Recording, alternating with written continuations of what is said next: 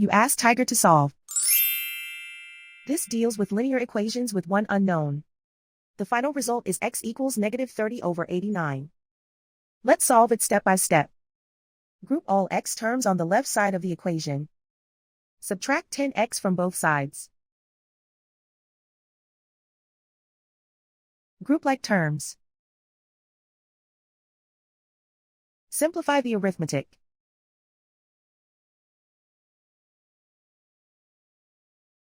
Group all constants on the right side of the equation. Subtract 300 from both sides. Simplify the arithmetic.